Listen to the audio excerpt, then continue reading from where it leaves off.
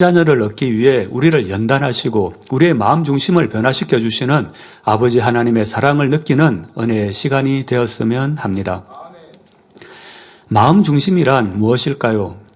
중심이란 마음에 새긴 바가 굳혀지는 것을 의미합니다. 우리가 말씀을 들으면 정신으로 사고하고 그 말씀을 마음의 느낌과 함께 새기게 됩니다. 단순히 말씀을 행한다고 해서 그것이 마음에 굳어지는 것은 아닙니다.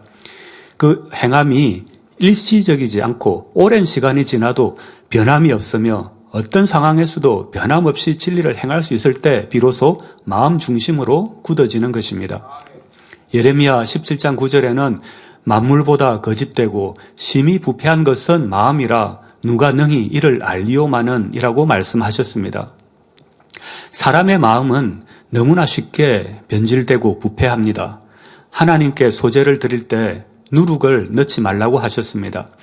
현대의 개념으로는 빵 반죽에 누룩의 주요 성분인 이스트를 넣어야 맛있는 빵이 되겠지만 누룩을 넣지 말라고 하신 것은 가루 반죽을 발효시키는 누룩의 작용이 영적으로는 변질시키고 부패시키는 것을 의미하기 때문입니다.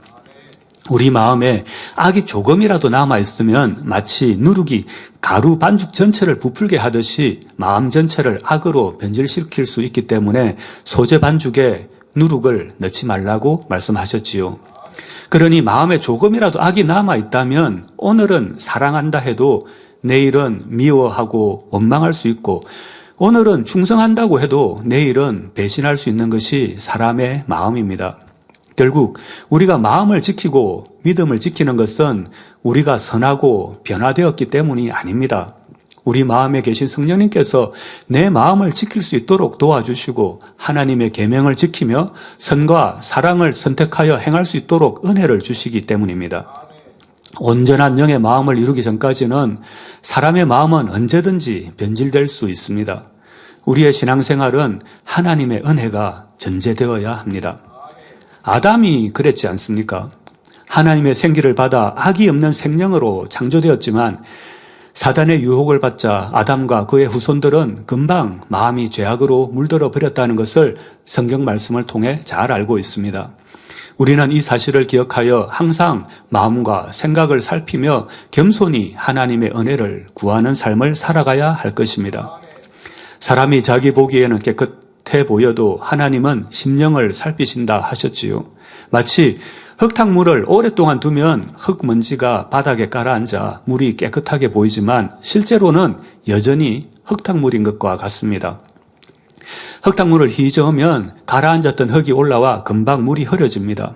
이처럼 우리의 마음 중심에 악이 가라앉아 있다면 자기 보기에는 깨끗해 보여도 연단을 통해 그 마음이 휘저어질 때 그 악이 다시 드러나게 됩니다. 우리의 마음은 은혜 받고 응답받아 성령 충만할 때의 모습이 아닌 연단 속에서 극한 환경에 처한 상황에서 나오는 우리의 입술의 말과 생각과 행동이 바로 자신의 신앙 상태를 점검할 수 있는 척도인 것입니다.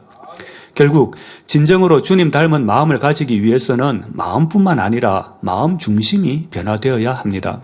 오늘은 충만하고 선을 행하지만 마음 중심이 선하지 않고 악이 자리 잡고 있다면 시험이나 연단이 올 때 변개하여 선을 행하지 못하게 됩니다.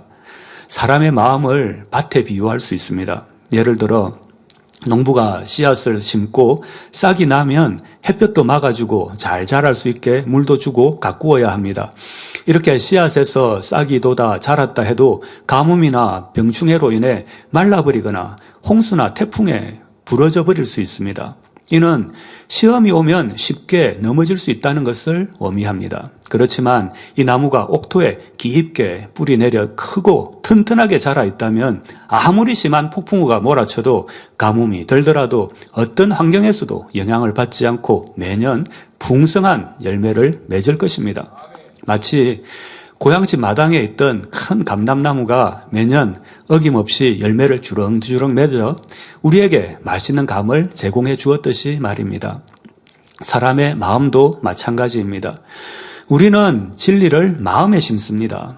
진리를 행한다고 하지만 그 행함이 온전하지 못해 분위기에 휩쓸려 행하거나 대가나 보상이나 칭찬을 바라며 행했다거나 남의 눈치를 보며 보여주기 위해 행했다면 시간이 지나면 열정이나 행함이 식어지기 마련입니다.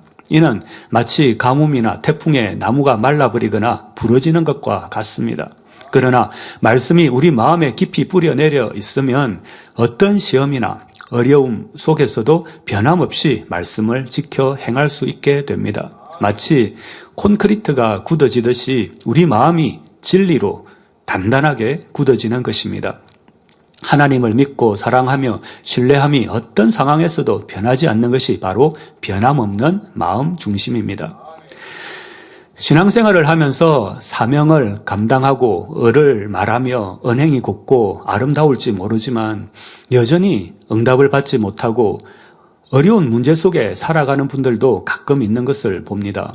한때는 말씀을 지키고 선과 사랑을 행하며 사명을 감당하는 데 열심을 냈지만 연단을 견디지 못하고 변질되어 세상으로 돌아가는 사람들도 있습니다. 결국 이는 마음 중심이 변화되지 않았기 때문입니다. 마음 중심이 온전한 선으로 이루어져 있으면 변질되지 않습니다. 마음 중심에서 하나님의 말씀을 믿고 행할 때 풀리지 않는 문제들도 신속히 해결받을 수 있는 것입니다. 그렇다면 하나님께서 원하시는 자녀는 어떤 모습일까요? 하나님께서 원하시는 자녀는 단지 갓난아이처럼 우유를 주면 웃고 배고프면 우는 자녀가 아닙니다. 하나님의 계명은 지키지 않으면서 하나님께 축복 주시고 치료해 주시고 문제 해결해 주시라고 구하기만 하는 자녀를 원하시는 것이 아니지요. 하나님께서는 이 단계에서 성장하여 더 깊은 사랑을 나눌 수 있는 자녀를 원하십니다. 우리가 하나님을 사랑하는 것은 우리의 기도에 응답해 주시기 때문만이 아닙니다.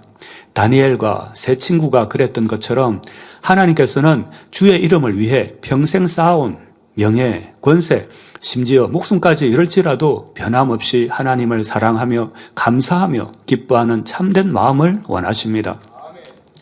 자기에게 유익이 되기 때문이 아니라 유익이 되지 않을지라도 끝까지 변함없이 하나님을 사랑하고 그 계명을 성실히 지킬 수 있는 참된 마음을 원하시는 것이지요. 이것이 바로 하나님께서 아담과 하와로부터 시작하여 긴 세월 동안 인간 경작을 하시는 이유입니다. 물론 갓난애이든 청년이든 잘났든 못났든 부모님에게는 모두 자기 생명처럼 소중한 자녀들입니다. 그러나 부모로서 더 원하는 바가 있다면 부모를 꼭 닮은 자녀일 것입니다. 부모의 마음을 알아서 그 뜻에 맞춰주며 지극히 부모를 사랑하는 장성한 자녀를 원합니다. 주 안에서 부모들은 자녀들이 자신보다는 주님을 더 닮기를 원할 것입니다. 그런 것처럼 하나님께서도 그저 갓난아기 같은 믿음을 가진 자녀들을 원하셨다면 선악과를 두실 필요도 없었을 것이며 오늘날 우리를 연단하실 필요도 없이 그저 에덴 동산에 두셨을 것입니다. 그러나 하나님께서는 갓난아기에서 자라 청년이 되고 장년이 되어 장성한 아비의 믿음에 이르러 진정 아기였고 아버지 하나님과 마음이 통하는 참자녀를 얻기 원하셨던 것입니다. 이렇듯 하나님께서는 참자녀를 얻기 위해 천지를 창조하시고 사람을 만드셨습니다. 그리고 예수님을 십자가에 내어주시기까지 큰 사랑을 베푸시며 인류의 역사를 주관해 가시는 과정을 보면 결국 마음 중심에서 하나님을 믿고 마음 중심에서 하나님을 사랑하고 마음 중심에서 계명을 지키는 참자녀를 얻으시기 위한 과정임을 성경을 통해 알 수 있습니다. 아브라함을 부르시고 이삭과 야곱 그리고 요셉을 통해 이스라엘 민족을 형성하시며 애굽의 고센 땅에 거주하게 하셨지요. 그리고 모세를 선지자로 세워 출애굽하여 가나안 땅에 정착시키신 과정은 하나님께서 참자녀들을 얻기 위한 경작의 과정이라 볼 수 있습니다.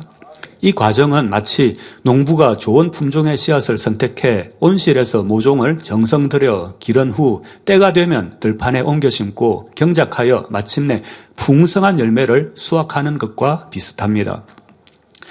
노아의 홍수 이후 하나님께서는 참자녀를 얻기 위한 인간 경작의 과정을 본격적으로 시작하셨습니다.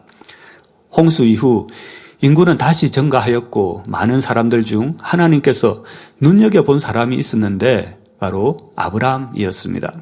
창세기 12장 1절과 2절에 여호와께서 아브라함에게 이르시되 너는 너의 본토 친척 아비 집을 떠나 내가 내게 지시할 땅으로 가라.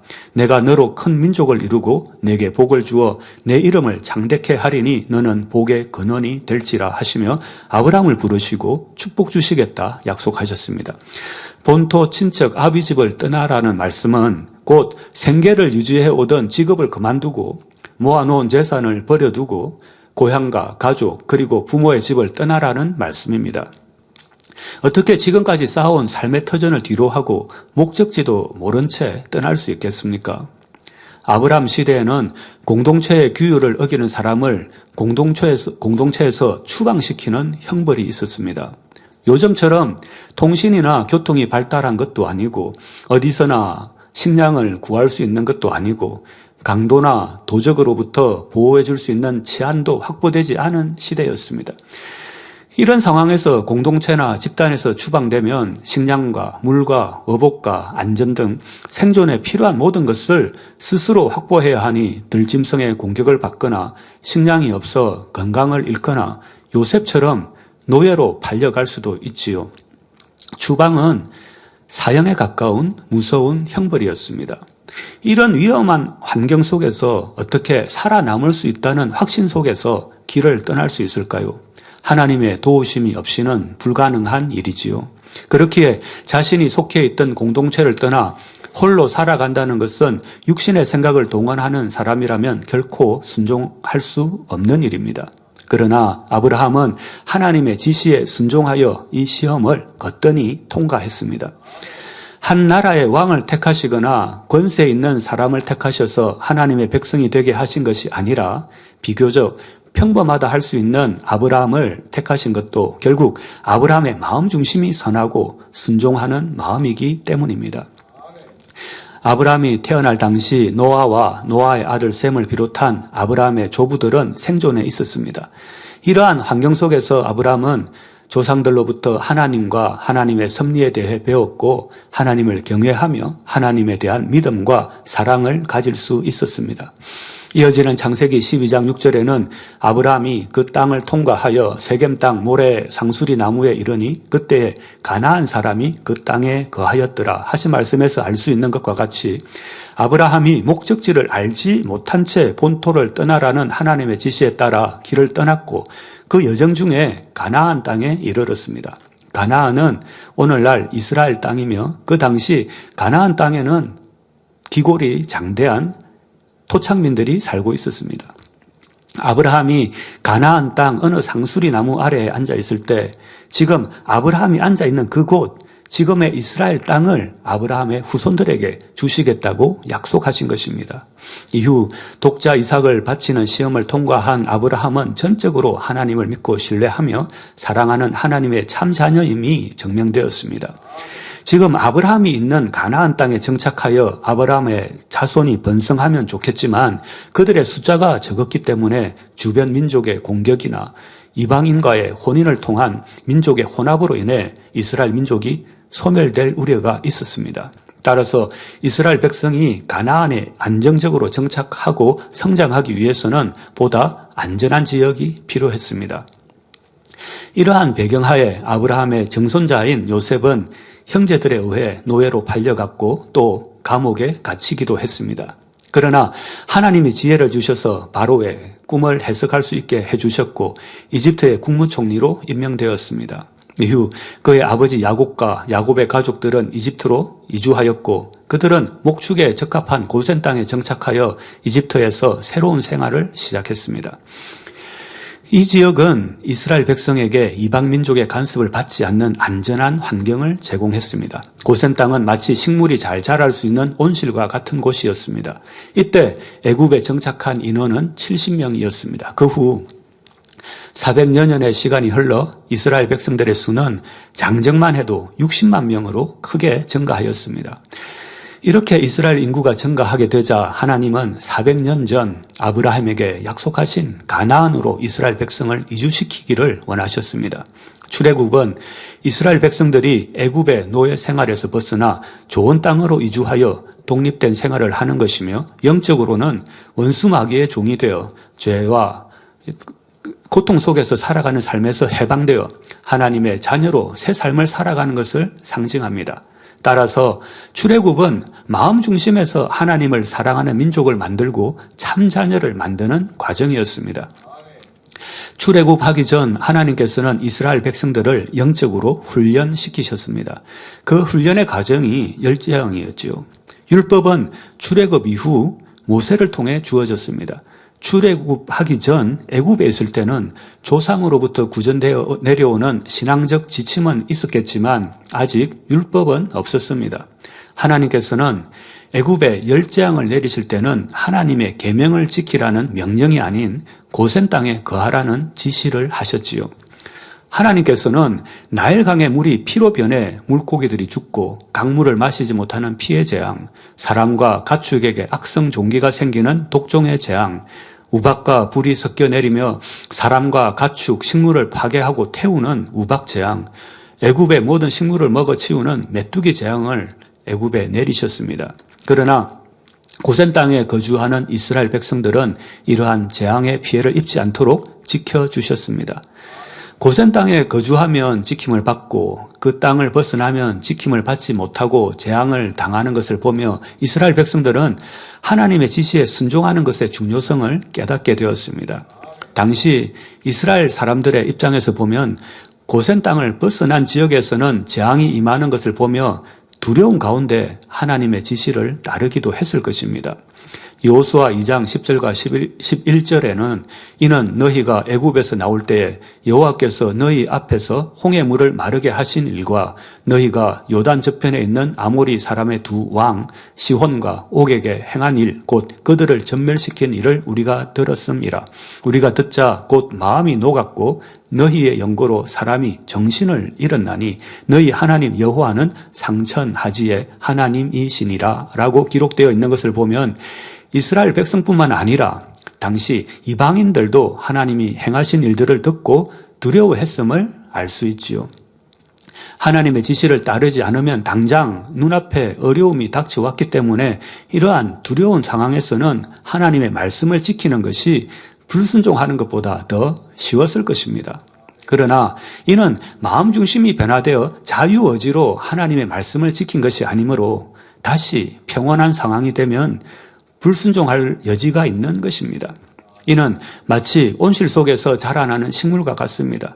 온실 속 식물은 보호된 환경에서 자랐기 때문에 외부의 어려움이나 위협을 겪지 않고 쉽게 성장할 수 있었습니다. 마찬가지로 고센 땅에 거주하는 이스라엘 백성들은 하나님의 보호와 인도를 받으며 열재앙 속에서도 상대적으로 안전한 환경에서 하나님의 지시를 따르는 훈련을 받았습니다.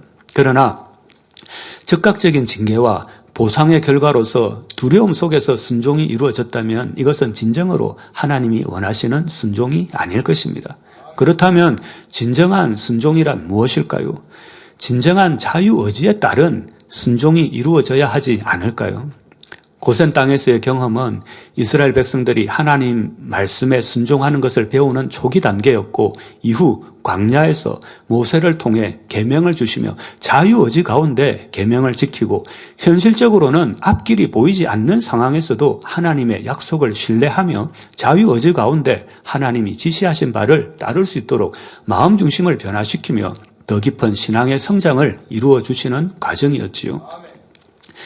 이렇게 열재앙을 통해 순종의 훈련을 마친 이스라엘 백성들은 애굽에 거주한 지 430년을 마치는 그날 애굽 생활을 마감하고 광야로 들어가 가나안으로 향해 갑니다.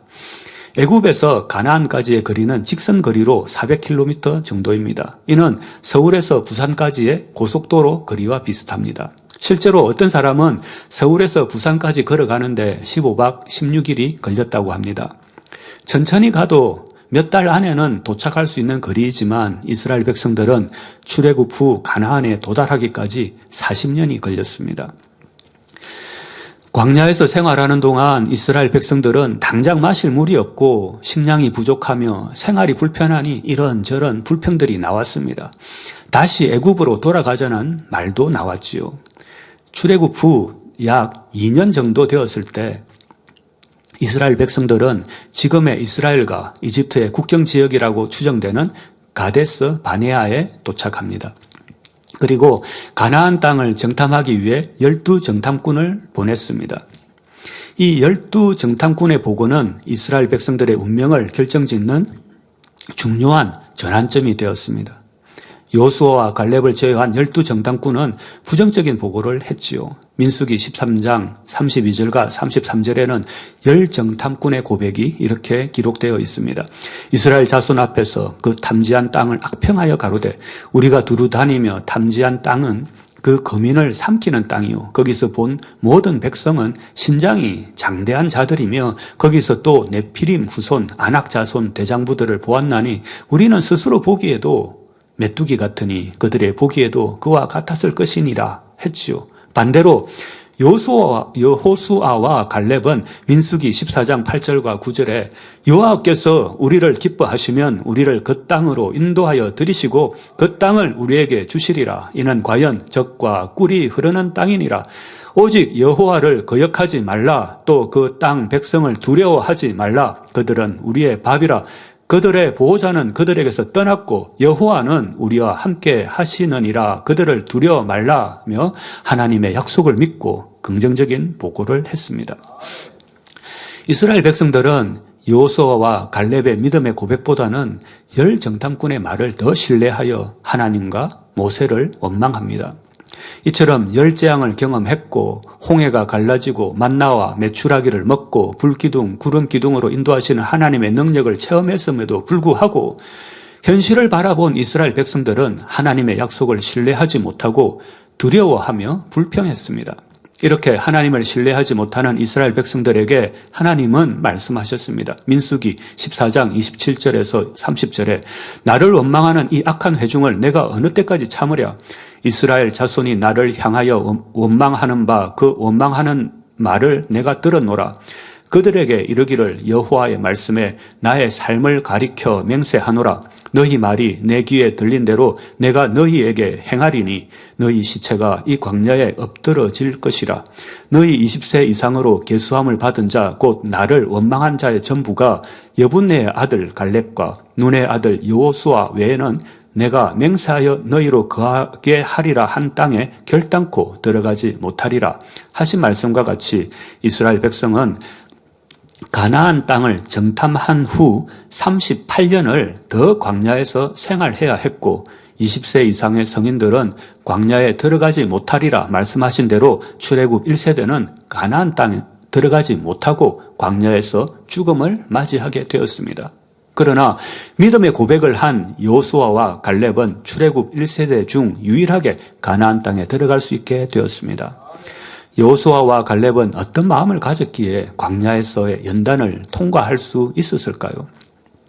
히브리서 11장 1절로 3절 말씀에 믿음은 바라는 것들의 실상이요 보지 못하는 것들의 증거니 선진들이 이로써 증거를 얻었느니라. 믿음으로 모든 세계가 하나님의 말씀으로 지어진 줄을 우리가 아나니 보이는 것은 나타난 것으로 말미암아 된 것이 아니니라 하신 말씀에서 그 해답을 찾을 수 있습니다. 여기서 바라는 것이란 하나님의 언약이 성취되어 약속의 땅 가나안에 들어가는 것이 바라는 것입니다. 그러나 그 약속의 땅은 이스라엘 백성의 눈에 보이지 않습니다. 현실적으로 불가능하게 보였지요. 그러니 가나안은 그들이 마음으로는 바라지만 눈으로는 보지 못하는 것입니다. 이스라엘 백성의 눈에 보이는 것은 메마른 광야와 적들의 위협입니다. 사방이 적들로 둘러싸여 언제 공격을 당해 목숨을 잃을지 모르는 위급한 상황이 그들의 눈에 보이는 현실입니다. 그러나 그들이 원하는 축복과 응답은 눈에 보이는 현실로 이루어지는 것이 아닙니다. 현실이 힘들어 보이고 불가능해 보인다고 해서 우리가 바라는 하나님의 약속이 이루어지지 않는 것이 아니지요. 그러면 우리가 바라는 것을 어떻게 볼 수 있을까요? 그것은 눈으로 보는 것이 아니라 믿음의 눈으로 볼 수 있는 것입니다. 영적인 믿음이 주어지면 하나님께서 이루어 주실 것을 마음으로 볼 수 있는데 이것이 바로 하나님께서 이루어 주실 것이라는 증거가 되는 것입니다. 우리가 바라는 것, 하나님께서 이루어 주실 약속이 마음에 보이는 것이 바로 하나님께서 응답해 주시겠다는 증거이지요. 여호수아와 갈렙과 같이 영적인 믿음을 가진 사람들은 현실의 어려움을 보는 것이 아니라 믿음으로 하나님께서 이루어 주실 약속을 마음으로 바라보며 그것을 붙잡고 하루하루를 살아갔습니다. 그리고 마침내 현실에 눈에 보이지 않았던 가나안 땅이 그들 눈앞에 실상으로 나타나게 되는 것입니다.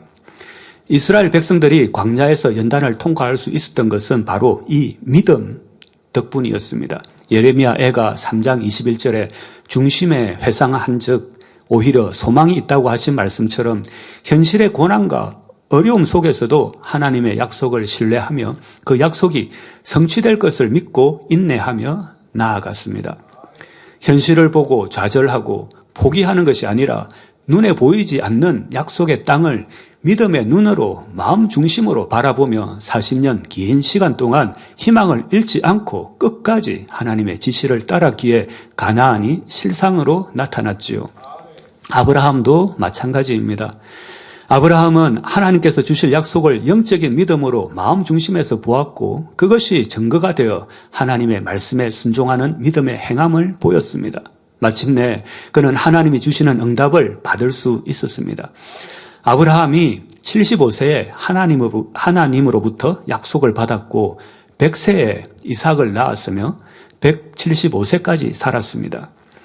아브라함이 살아있는 동안 그 약속은 완성되지 않았지만 이삭이 60세에 야곱을 낳았고 야곱은 130세에 애굽으로 이주했습니다. 이스라엘 백성들은 애굽에서 430년을 거주했고 또 광야에서 40년을 보낸 후에야 그 약속이 이루어졌습니다. 이렇게 아브라함에게 하신 하나님의 약속이 이루어지기까지 약 700년이 걸렸습니다. 우리가 기도 응답 받을 때도 마찬가지입니다. 현실로는 어려워 보이고 불가능해 보이지만 우리 마음 중심에 하나님께서 보여주시는 증거를 붙잡고 믿음의 행군을 해나가면 마침내 우리 손에 응답이 주어지는 것을 많이 경험해 보셨을 것입니다. 천국도 마찬가지입니다. 지금 우리 눈에는 보이지 않습니다. 그러나 우리 마음 중심으로 천국을 볼 수 있고 그것이 증거이며 마침내 우리는 구원받아 천국을 실상으로 보게 되는 것이지요. 우리가 바라는 민족 복음화와 세계 선교의 비전도 마찬가지입니다. 우리 마음 중심에서 민족 복음화와 세계 선교를 하나님께서 이루어 주실 것이 보이면 그것이 하나님께서 이루어 주신다는 증거가 되는 것입니다. 그 증거를 붙잡고 우리 모두 세우신 당회장님과 함께 한 걸음 한 걸음 나아가면 마침내 우리가 바라는 민족 복음화와 세계 선교의 완성이 이루어져 우리 눈앞에 실상으로 나타나게 되는 것입니다. 우리 성도님들은 이 비전을 마음 중심에서 보고 계십니까? 아니면 머리로 생각하고 생각 속에서 비전을 이룰 계획을 구상하고 계신가요? 우리가 마음 중심으로 보고 또 실상으로 이루기 위해서는 어떻게 해야 할까요? 마음 중심이 변화되어야 합니다. 도가니는 은을, 풀무는 금을 연단하거니와 여호와는 마음을 연단하시느니라 라고 잠언 17장 3절에 말씀하셨고 욥기 23장 10절에는 나의 가는 길을 오직 그가 아시나니 그가 나를 단련하신 후에는 내가 정금같이 나오리라 말씀하신 것과 같이 우리 아버지 하나님께서는 우리의 마음을 연단하셔서 정금 같은 마음, 변함없는 중심으로 변화시켜 주시는 것입니다.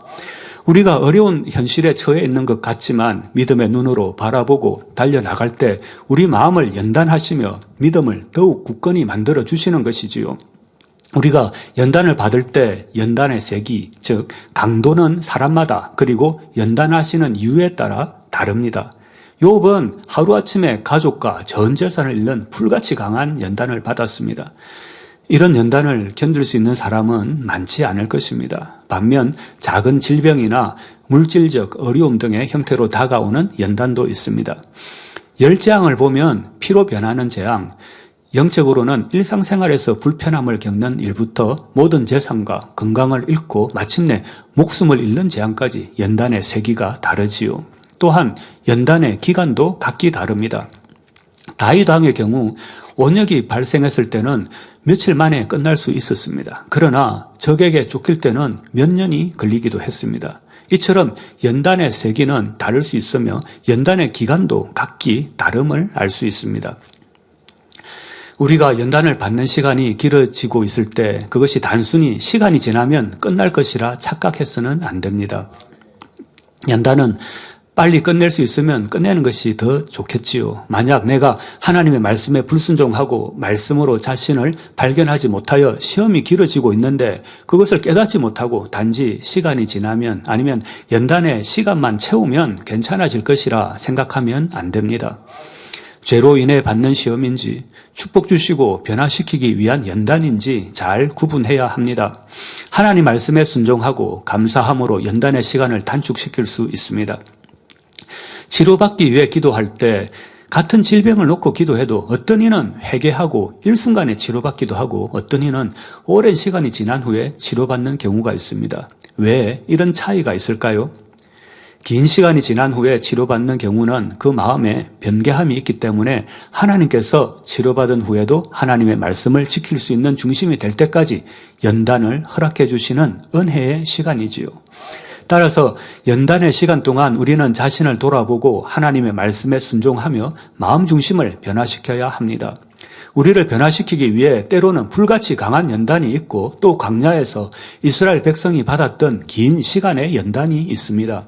하나님께서는 우리의 마음을 변화시키고 더 나아가 마음 중심을 진리로 굳히시기 위해 우리를 연단하십니다. 결국 좋은 천국, 새 예루살렘으로 우리를 이끄시는 하나님의 사랑임을 깨닫고 연단받을 때 하나님께 감사하라고 말씀해 주셨지요. 연단은 우리에게 어떤 유익이 있을까요? 첫째, 마음 중심을 변화시키는 연단은 천국의 삶을 더욱 가치 있게 합니다. 우리가 이 땅에서 살아갈 때는 마치 청동으로 만들어진 거울을 보는 것처럼 희미하게 보이지만 천국에서는 모든 것이 눈앞에 실상으로 드러나게 됩니다. 또한 천국은 눈물, 슬픔, 이별이 없는 곳에서 영원히 행복과 기쁨을 누리며 살아가게 됩니다. 이 땅에서 받는 연단을 통해 소망 중에 기다린 천국에서의 영원한 시간을 더욱 감사하게 여길 수 있게 됩니다. 연단의 시간 동안 겪는 아픔과 고통은 영원한 천국의 행복한 시간을 더욱 가치 있게 만듭니다. 천년왕국 때에는 영의 사람들이 7년 환란 후 살아남은 육의 사람들을 가르치며 선과 사랑 그리고 계명을 가르칩니다. 그러나 요한계시록 20장 7절과 8절에는 천년이 참에 사단이 그 옥에서 놓여 나와서 땅의 사방 백성 곧 곡과 마곡을 미혹하고 모아 싸움을 붙이리니 그 수가 바다 모래 같으리라 하셨습니다. 이처럼 잠시 사단을 풀어주면 어떻게 될까요? 요한계시록 20장 9절에 저희가 지면에 널리 퍼져 성도들의 진과 사랑하시는 성을 두름에 하늘에서 불이 내려와 저희를 소멸하고 하신 것과 같이 육의 사람들이 금방 미혹되어 영의 사람들을 공격하게 됩니다. 왜 미혹되어 배신하게 되는 것일까요? 아무리 오랫동안 진리의 가르침을 받아도 마음 중심이 오랜 연단을 통해 진리와 선어로 온전히 변화되지 않으면 극한 상황에서 원수 마귀의 유혹을 받아 변질될 수 있습니다. 한때는 주님을 사랑하며 모든 것을 드리겠다고 하지만 자신의 유익을 따라 변질되고 그 사랑이 식어지기도 하는 것을 봅니다. 천국에서는 구원받은 하나님의 자녀들이 모두 주님을 사랑한다고 고백할 것입니다. 이 땅에서 연단을 통해 마음 중심이 변화되어 변함없는 사랑을 주님께 드렸을 때 영원한 천국에서 우리가 주님을 사랑한다는 고백이 부끄럽지 않는 진실한 고백이 될 것입니다. 우리 믿음의 선진 중에서 참으로 아름다운 마음 중심을 가진 여인, 특히 사랑이 깊었던 막달라 마리아에 대해 살펴보도록 하겠습니다. 막달라 마리아는 가족들이 자신에게 잘해주지 않았을 뿐 아니라 미워하고 싫어하며 매우 힘들게 대했다고 합니다. 그러나 마리아는 가족들을 미워하거나 원망하지 않았습니다. 병약한 자신이 가족들에게 짐이 되어서 가족들이 얼마나 힘들어할지 늘 걱정하며 모든 상황을 선어로 이해하려고 했습니다. 가족들이 주는 고통 속에서도 오히려 그들의 마음을 헤아리며 사랑으로 받아들였지요. 자기 몸 하나 가누지 못할 정도로 병약한 상태에서도 어찌하면 가족의 짐을 들어줄까 하는 마음에 한 남자를 의지하게 되었는데 그로 인해 오히려 더욱 힘든 일들을 당하게 되었습니다. 이처럼 막달라 마리아는 태어나서 그 누구에게도 따뜻한 사랑 한번 받아보지 못했고 자신이 아무런 존재 가치가 없다고 느끼던 상태에서 우리 주님을 만나 모든 질병을 치료받아 건강한 몸이 되었습니다. 이미 자기라는 것이 전혀 없는 상태에서 주님을 만나게 되었으니 막달라 마리아의 마음은 온전히 주님의 사랑과 은혜로만 채워졌던 것이지요. 이처럼 주님을 만난 막달라 마리아는 참으로 온 마음으로 주님을 사랑했습니다. 그래서 자신의 모든 것을 들여 주님을 섬기길 원했고 설령 주님이 알아주시지 않는다 해도 주님을 섬길 수 있다는 그 자체만으로 감사했지요. 이처럼 지극히 선한 향을 내며 어떤 대가도 바라지 않고 섬기는 막달라 마리아의 사랑에 예수님께서도 마음에 크게 감동을 입으셨습니다. 단 하루도 예수님을 떠나서는 살 수 없을 만큼 예수님을 사랑하는 마음을 가졌지만 그처럼 예수님을 섬기고 모심에 있어서 예수님께서 눈길 한번 주시지 않는다 할지라도 서운해하거나 낙심하지 않았지요. 막달라 마리아는 선한 마음을 가지고 영적인 사랑을 행했기 때문에 예수님이 잡히셔서 십자가에 달리실 때에도 변함없이 예수님을 따를 수 있었습니다.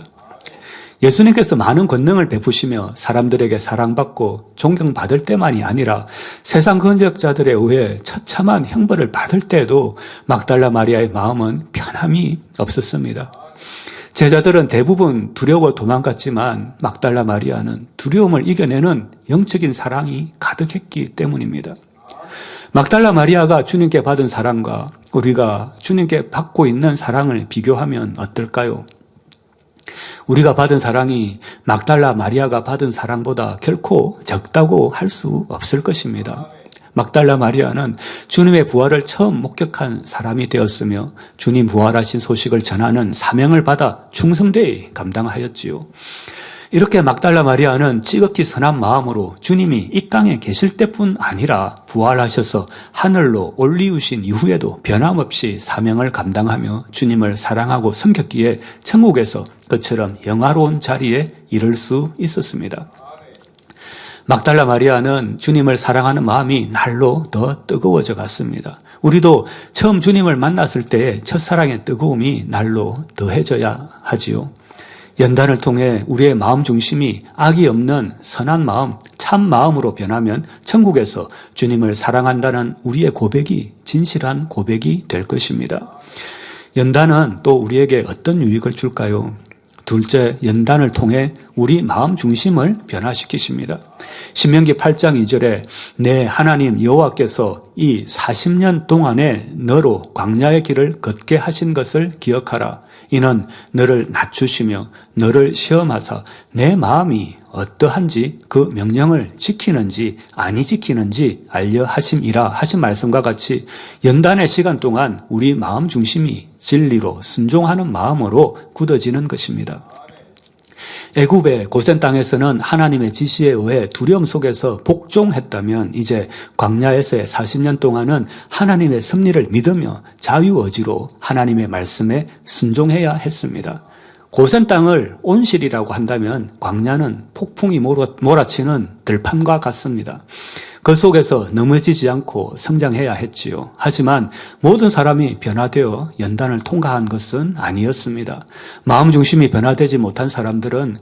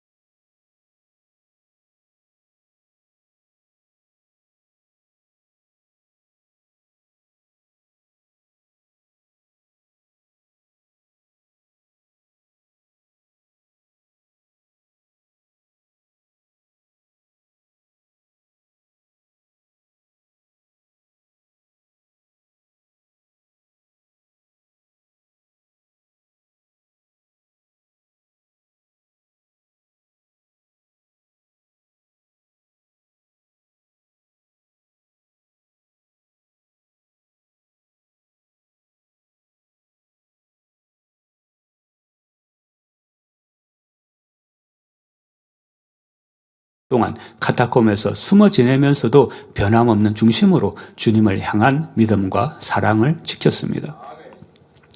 그들의 마음이 세상과 타협하지 않고 진리를 지킴으로 인해 어려운 일을 당하기도 했습니다. 그럼에도 불구하고 자기 유익을 따라 변개하지 않고 마음을 지켰을 때 결과적으로 하나님의 축복을 받는 것을 볼 수 있습니다. 마치 가시밭길 같아 보이고 짙은 안개가 끼어 앞을 내다볼 수 없는 길 같았지만 변개하지 않는 마음을 가진 사람에게는 그 길이 축복으로 가는 가장 빠른 지름길이었습니다. 어떠한 시험과 어려움이 와도 하나님께 대한 믿음과 소망과 사랑이 변하지 않고 도리를 쫓아 마음으로 섬기는 행함이 변개하지 않았던 참 마음을 가진 사람들을 아버지 하나님께서는 그냥 내버려 두지 않으시고 힘과 위로와 복을 내려주심으로 그 길 가운데 승리하게 하셨습니다. 말씀이 거울이 되어 자신의 마음을 비추어 볼 때 수정같이 맑고 투명하며 바르고 깨끗하게 정돈된 마음, 다른 사람들까지 행복하게 해주는 좋은 향을 내는 아름다운 마음이 되라고 말씀해 주셨습니다. 결론을 말씀드리겠습니다. 사랑하는 성도님들, 인간 경작의 섭리를 보면 믿음의 씨앗을 심고 하나님을 닮은 마음 중심을 가진 하나님의 자녀를 만들어 가는 것을 볼 수 있습니다. 이제 마지막 때 인류의 인구는 81억 명을 넘었습니다. 통계마다 다르지만 아담과 하와 이후 이 땅에 태어난 모든 인류를 합산하면 약 1,000억 명이 된다고 합니다. 현재는 전체 누적 인구의 약 10%가 살고 있는 셈이지요. 이 마지막 때에 성결의 복음을 전하는 이유는 무엇일까요? 성결의 복음이 우리 마음 중심을 변화시킬 수 있는 도구이자 방법이기 때문입니다. 지금은 인류 역사상 가장 많은 인구가 살아가고 있으며 문명이 발달하여 정보가 빠르게 전달될 수 있는 환경입니다. 인터넷과 스마트폰을 통해 전 세계 많은 사람들과 연결될 수 있지요. 이 시점에 성결의 복음이 전해져야지만 하나님의 말씀과 권능이 신속하게 전파될 수 있고 하나님께서 그토록 원하시는 참 자녀가 많이 나올 수 있기 때문입니다. 이것이 바로 저와 여러분의 사명입니다. 먼저 우리가 마음 중심이 변화되어 참 자녀가 되어야 하며 동시에 성결의 복음을 전하여 많은 영혼들이 구원받고 참 자녀가 될 수 있도록 해야 합니다. 시편 84편 5절에 주께 힘을 얻고 그 마음에 시온의 대로가 있는 자는 복이 있나이다 라고 말씀하셨습니다. 이 말씀과 같이 변개하지 않는 참 마음으로 아버지 하나님께 인정받는 우리 모두가 되어서 범사의 대로와 같은 형통한 길로 인도받으며 아버지의 축복이 항상 넘치는 삶을 살아가는 저와 여러분이 되시기를 주님